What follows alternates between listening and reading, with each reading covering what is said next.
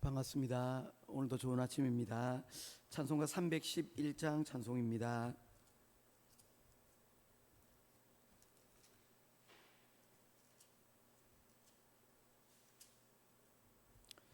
찬송가 311장입니다.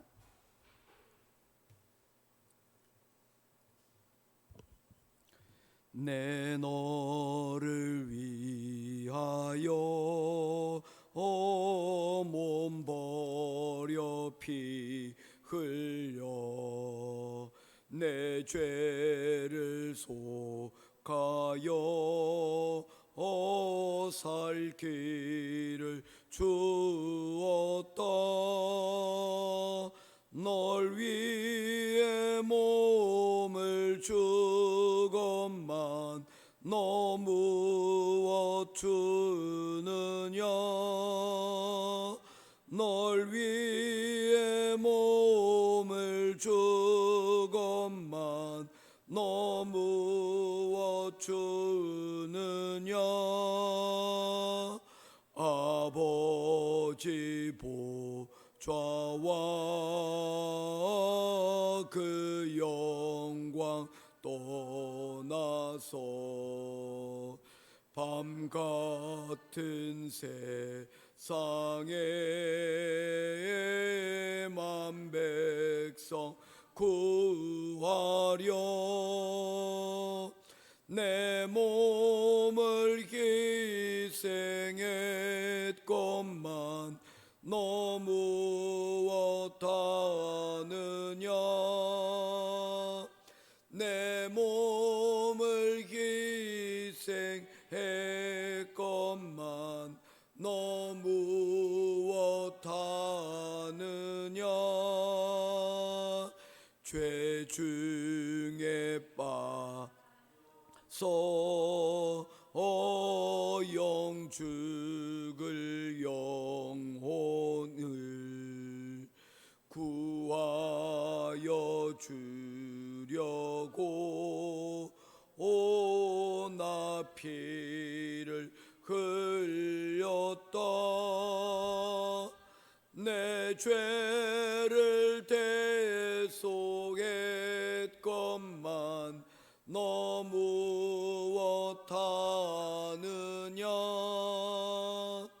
내 죄를 대속했건만 너 무엇 하느냐. 한없는 용서와 참 사랑 가지고 세상에 내려와 값없이 주었다. 이것이 귀중하건만 너 무엇 주느냐. 이것이 귀중하건만 너 무엇 주느냐. 아멘. 찾으실 하나의 말씀은 신약성경 요한복음 제3장 말씀입니다.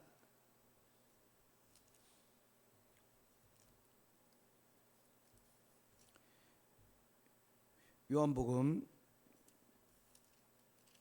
3장 9절부터 21절까지 말씀 보도록 하겠습니다.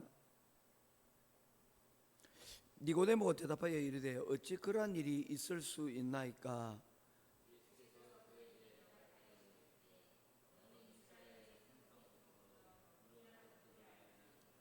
진실로 진실로 내게 이르노니 우리는 아는 것을 말하고 본 것을 증언하노라. 그러나 너희가 우리의 증언을 받지 아니하는도다.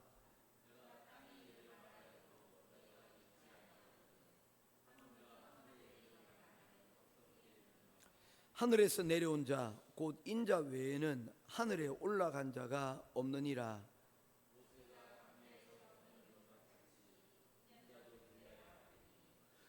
이는 그를 믿는 자마다 영생을 얻게 하려 하심이니라.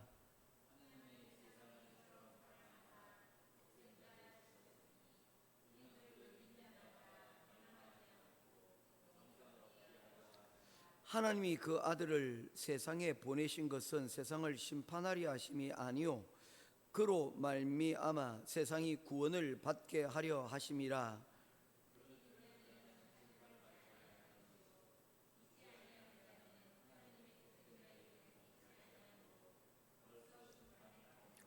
그 정죄는 이것이니 곧 빛이 세상에 왔으되 사람들이 자기 행위가 악함으로 빛보다 어둠을 더 사랑한 것이니라.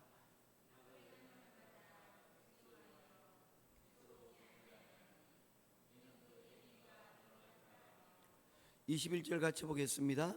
진리를 따르는 자는 빛으로 오나니 이는 그 행위가 하나님 안에서 행한 것임을 나타내려 함이라 하시니라. 아멘. 어제는 니고데모가 예수님께 찾아온 것에 대해서 우리가 말씀을 살펴보았습니다.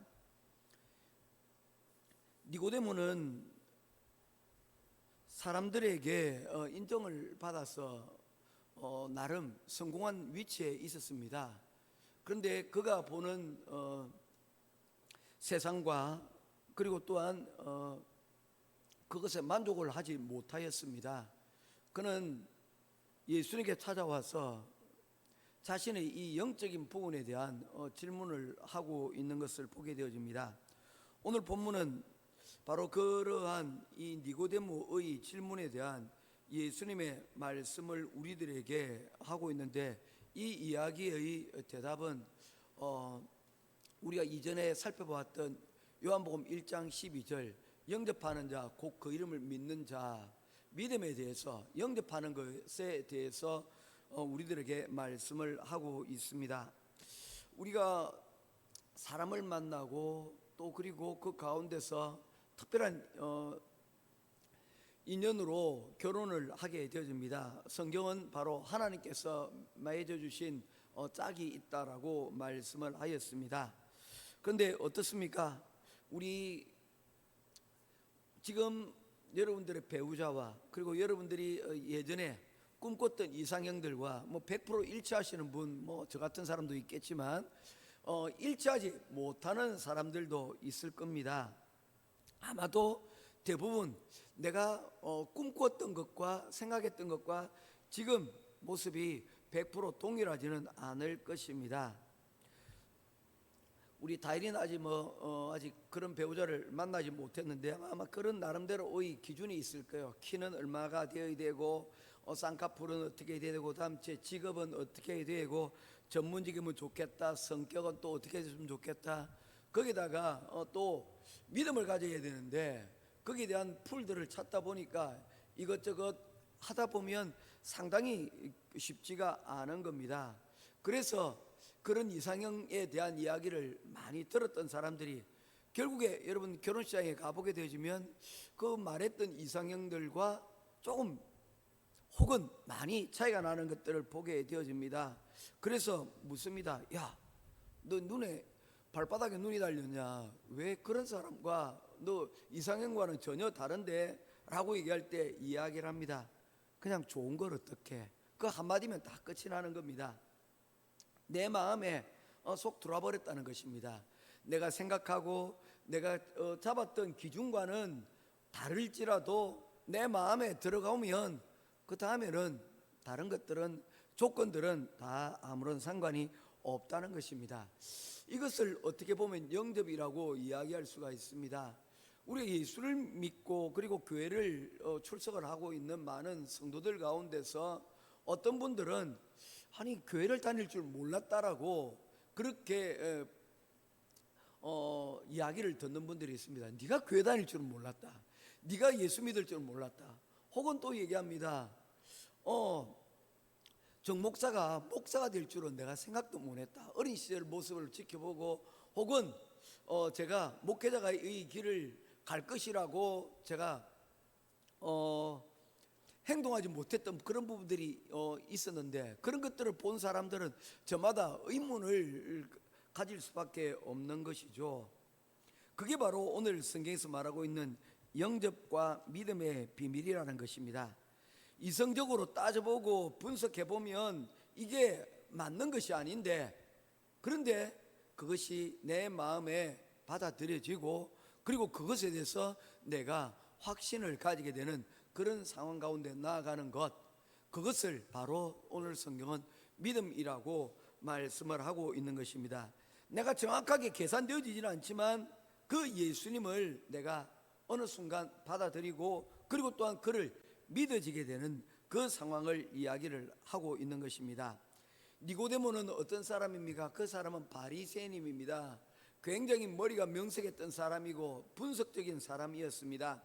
그는 머리로 하나님을 믿고 분석했던 사람입니다. 가장 대표적인 그와 유사한 사람이 바울과 같은 사람도 그렇습니다. 그는 굉장히 지식적이고 명철한 사람이었습니다. 그런데 이 예수님을 그는 이해를 할 수가 없었습니다. 왜 그렇습니까? 어떻게 죽은 사람이 다시 살아날 수 있습니까? 어떻게 하나님의 아들이 인간의 몸을 입고 이 땅에 오겠습니까? 이것은 불가능한 것이라고 여겼습니다.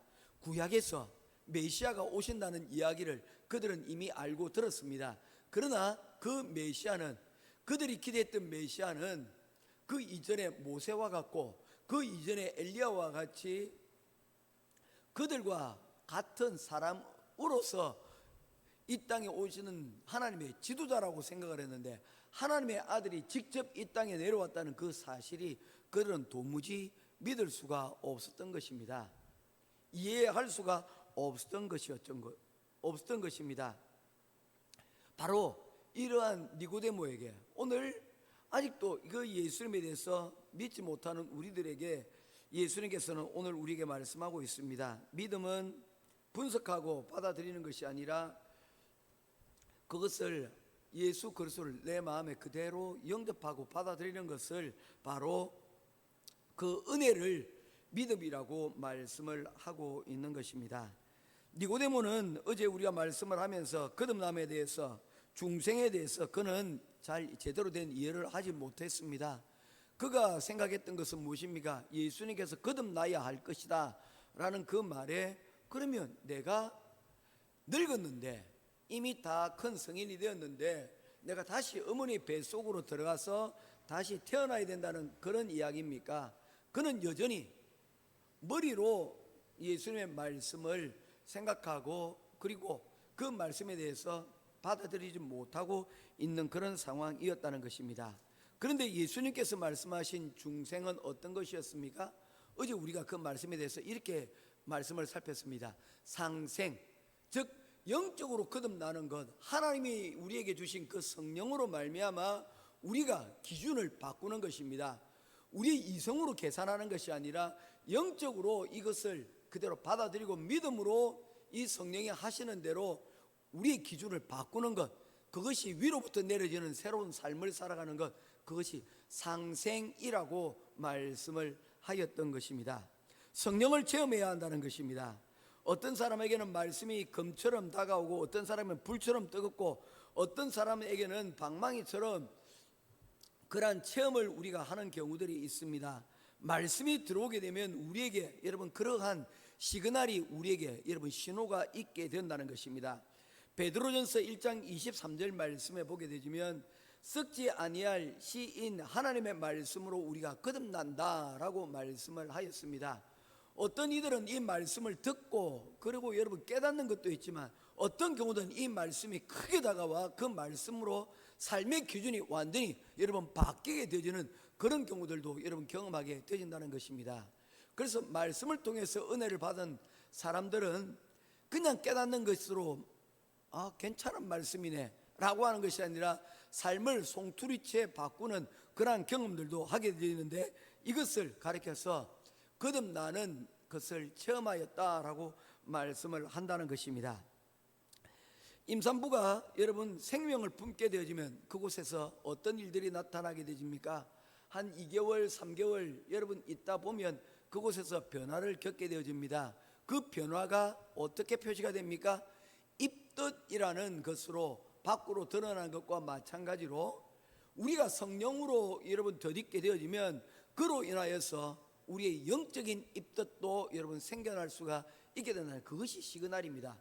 뭔가 몸에 변화는 없는데 뭔가 그 안에 생명이 있다는 것이 여러분 밖으로 여러분 나타나게 되어진다는 것입니다. 자다가도 여러분 싱긋싱긋 웃기도 하고, 또한 여러분 그 가운데서 어떤 경우에 참지 못했던 것들이 있었는데 참아지기도 하고, 이러한 여러분 말씀을 들을 때, 찬양을 들을 때 예전에는 불편했던 것들이 불편한 것이 아니고 오히려 그 찬양의 가사를 생각하게 되어지고 그 찬양이 부를 때 여러분 마음에 기쁨이 있더라는 겁니다. 우리 교회도 감사 드리는 것 가운데, 감사 예물 가운데 자주 등장하는 것 가운데 찬양을 통해서 하나님을 더 깊이 알게 해주셔서 감사합니다, 뭐 이런 제목들이 들어오는데 저는 참 그것이 맞다고 생각합니다. 이게 성령이 우리에게 작용하였을 때 나타나는 그러한 일종의 변화라는 것입니다. 따분하게만 생각되어졌던 그 예배 시간이 기다려지고, 또한 그 예배의 자리 가운데로 우리가 나아가게 되는, 절개 나가게 되는 그런 일들이 여러분 우리 가운데 여러분 일어나게 되어진다는 것입니다. 예전에는 내 욕심대로 살아가는 것들이 즐겁고 기쁜 것이었는데 이제는 영적으로 여러분 잘못된 것들을 내가 부정하고 그것에 대해서 받아들이지 않는 것, 그것이 바로 자연스러운 체질 변화가 우리 가운데 일어나고 있다는 것입니다. 그래서 신앙은 머리로만 접근해서는 안 된다는 것입니다. 성경 지식은 우리가 믿음을 생활하는데 분명히 필요한 것이지만 중요한 것은 그 지식이 우리의 마음에, 우리의 영혼의 자리까지로 여러분 우리가 그 씨앗이 떨어지지 않으면 변화가 일어나지 않는다는 것입니다. 사랑하는 성도 여러분, 오늘 예수님의 말씀을 통하여서 니고데모는 하나님의 영적인 삶이 어떤 것인가를 그가 깨닫게 되었습니다. 이 예수님과의 이 만남이 그에게는 굉장히 중요한 여러분 시간이 되어졌다는 것입니다. 그리하여서 그의 삶이 어떻게 변화가 되어집니까? 산헤드린 공회가 열려져서 오늘날 사회 가운데, 야, 너 들어봤니? 예수란 사람이 있어가지고 사회를 어지럽게 만드는데 여기서 대해서 우리가 뭔가 징계를 해야 되지 않겠느냐라는 논의가 이루어지게 됩니다. 그때 이 니고데모가 그들의 이야기에 혹시 이것이 하나님이 하신 일이라면 우리가 하나님을 반대하는 사람들이 되지 않겠는가? 그러니 우리가 이 사태에 대해서 우리 섣부로 판단하지 말자. 이게 혹시 하나님께로 오는 일이면 우리가 하나님을 대적하는 일이니 우리가 좀 더 기다려보자 하면서 여러분 그들을 만류하고 유보하는 여러분 그러한 모습을 보이게 되어집니다. 이 모든 일들이 오늘 들려주신 이 니고모에 들려주신 그 말씀으로 인한 저는 일종의 입덧이라고 저는 생각을 하고 있는 것입니다. 그리스도를 여러분 알아가고 영접해가는 그 과정 가운데서 나타나는 상황이라는 것이죠. 오늘날 우리는 어떻습니까? 그 예수 그리스도로 인하여 우리 삶 가운데 어떤 조용한 입덧들이 여러분 일어나고 있습니까? 변화들이 일어나고 있습니까? 일어날 수 있게 되기를 주님의 이름으로 축원드립니다. 그리고 두 번째로 나타나는 현상 중에 하나가 뭐냐면 좋게 여기고 쳐다보는 그런 일들이 일어나게 되어진다는 것입니다. 13절 말씀입니다. 하늘에서 내려온 자 곧 인자 외에는 하늘에 올라간 자가 없느니라. 14절 읽어주십시오. 시작.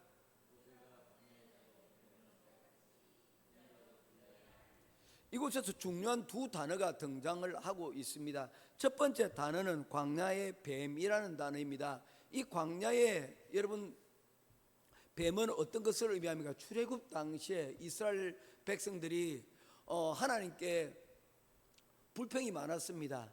그들이 종살이에서 해방되어 이제 그들의 약속의 땅으로 가고 있는 가운데 있는데 그 가운데 여러분 그들이 불평이 터져나오기 시작을 했습니다. 이러저러한 불평들이 나오게 되어졌는데 물론 여러분 캠핑을 하루 하게 되어지면 괜찮습니다. 한 2, 3일 괜찮아요. 그런데 그것이 한 달이 되고 두 달이 되어지면 불편한 것들이 생겨나지 않을 수가 없습니다. 집과 다르기 때문입니다. 그런데 그들이 그 가운데서 불평이 터져나왔습니다. 오히려 우리가 이집트 땅에서 종살이하고 살았던 때가 훨씬 더 좋았다. 우리가 먹는 것이 만나를 먹게 되었을 때 그들이 그것을 먹고 기뻐했다. 이것이 어떤가 꿀송이 같다고 됐는데 그것을 이제는 더 이상 먹지 못하겠다, 질려버렸다라고 이야기를 해버리는 것입니다. 뭐 이런 이야기 있지 않습니까? 호의가 계속되어지면 그게 당연히 권리인 줄 안다고. 아이들에게 우리가 오냐 오냐 다 이렇게 해주고 나면 결국에 여러분 버르장머리가 없어지는 것과 비슷하다는 것입니다. 사람이라는 게 참 묘합니다. 친절을 베풀어주면 처음에는 그것이 받아들일 때 좋고 고마움이었는데 그것이 어느 순간인가 되어지면 그게 기준이 되어져 버리고 그 다음 더 많은 것 여러분 더 많은 것들을 눈에 만족하는 것들이 더욱더 많아지는 것들을 보게 되어집니다. 이 이스라엘 백성들이 그러하였다는 것입니다. 광야에 노예 생활에서 죽겠다 해서 건져내어 줬더니 보따리를 달라고 이야기를 하고 있는 것이죠. 그들에게 하나님께서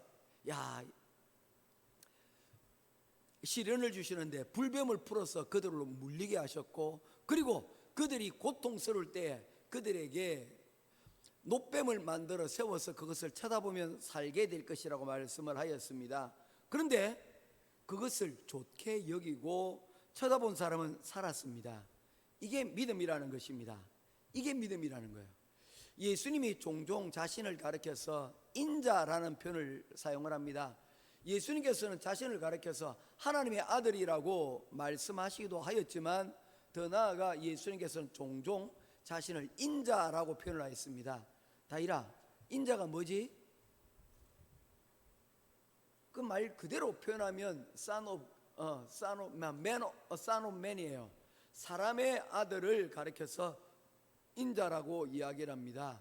하나님의 아들을 son of God인데 하나님의 아들이 아닌 본인 자신을 가리켜서 인자라고 이야기를 하는 경우가 있는데, 인자는 인간으로서의 여러분 고통을 당하시고 이 가운데서 우리에게 여러분 인간의 희노애락을 느끼시는 그런 모습들을 얘기하는데, 특별히 예수님께서 인자라고 하실 때는 반드시 십자가의 고난과 연관되어졌을 때 이 인자라는 단어를 사용을 하신다는 것입니다. 광야의 뱀이 들린 것처럼 인자도 그와 같은 일을 겪게 될 것인데 십자가에 달리게 될 것이고, 그 달린 예수를 어떻게 하는 것입니까? 보는 자는 살게 될 것이고 보지 않은 자는 여러분 죽게 될 것이라는 것입니다. 이것이 무엇입니까? 믿음이라는 것입니다.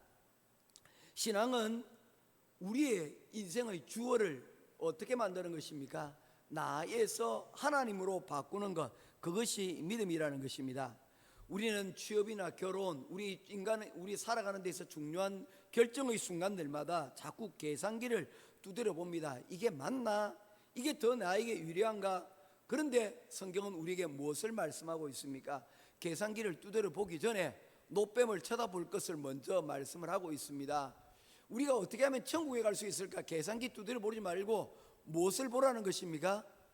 바로 놋뱀에 달리신 예수 그리스도를 쳐다보기만 하면 된다라고 말씀을 하고 있는 것입니다. 계산보다 하나님의 약속을 좋게 여기는 바로 그 믿음이 우리를 살리게 될 것이라고 말씀을 하고 있는 것입니다. 내게 주어진 환경, 그리고 가족, 교회, 그리고 우리가 당연히 누리는 한국 국민으로서의 누려야 되는 많은 복지 혜택들이 있지 않습니까? 하찮은 것으로 보지 마시고 하나님이 주신 은혜로 좋게 여기는 그러한 시선이 회복이 필요하다는 것입니다. 우리의 여러분 믿음이라는 것이 그저 받아들이는 공짜와도 같은 구원이기에 이게 값지지 않을, 이게 별것 아닌 것처럼 보이지만 언젠가 우리가 마지막 천국과 지옥이라는 그 순간에 이것이 우리의 삶을 여러분 완전히 가르는 가장 중요한 열쇠가 되어진다는 것입니다. 모쪼록 그리스도를 믿음으로 영접하여 그 말씀을 좋게 여기고 놋뱀을 쳐다보는 것 같이 예수 그리스도를 바라봄으로 그 믿음으로 승리하며 살아가는 저와 여러분 될 수 있기를 주님의 이름으로 축원드립니다. 이제 말씀을 맺도록 하겠습니다. 오늘 우리의 삶의 현장 가운데서 꼭 기억하십시오. 오늘 하루 어떤 유혹보다도 하나님의 말씀이 우리 가운데서 여러분 입뜻으로 나타나는 그러한 놀라운 체험들을 경험할 수 있게 되길 바랍니다. 죄가 주는 달콤함보다 주님이 주시는 거룩함을 선택하며 오늘도 나아갈 수 있는 저와 여러분 되기를 바랍니다. 답답한 현실을 바라보면서 한숨 쉬는 대신에 약속의 말씀을 바라보며 주님이 해결해 주실 것을 믿고 오늘도 주님 은혜 가운데서 또한 기도로 승리하는 저와 여러분 될 수 있기를 주님의 이름으로 축원드립니다. 기도하겠습니다. 고마우신 아버지 하나님, 은혜와 사랑을 감사합니다. 오늘 말씀을 통해서 저의 믿음을 바라봅니다.